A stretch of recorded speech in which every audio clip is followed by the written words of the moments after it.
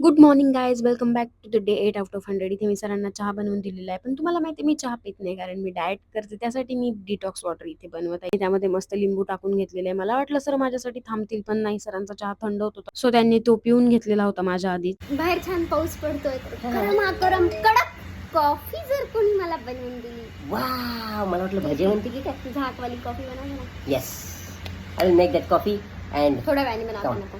Yes yes yes. मी इथे काय बनवत असेल हे तुम्ही मला कमेंटमध्ये नक्की सांगू शकतात.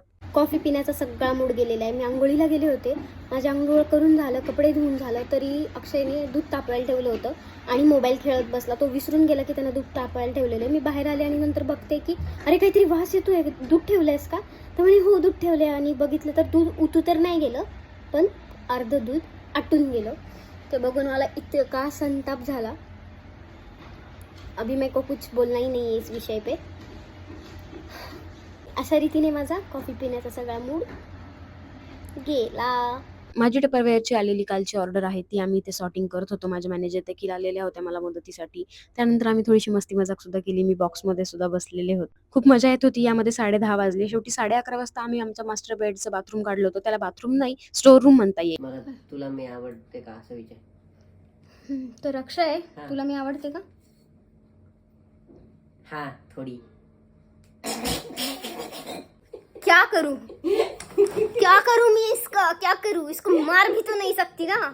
और धीरे धीरे मेरा प्यार इसके लिए कम होता जा रहा है ऐसी हरकतों की वजह से.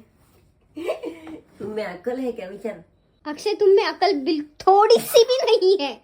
अशीच मस्ती मजाक चालत राहिली. त्यानंतर पूर्ण बाथरूम अक्षयने डीप क्लीन करून घेतलेलं होतं. निरम्याचं पाणी, हार्पिक वगैरे टाकून. फक्त क्लीनच नाही केलं तर त्यानं ते ड्राय सुद्धा केलेलं होतं. खरं तर ते आमचं बाथरूम नाहीये, स्टोर रूमच आहे. आम्हाला डक्ट एरिया असून सुद्धा हे स्टोर रूम साठी कमी पडतं. तर हा एवढा सगळा पसारा त्या जागेमध्ये मावतो, तो पूर्ण बाहेर काढला होता आणि परत ठेवला होता. मैं तो काम करूंगी ये सोच के ही थक जाती हूँ.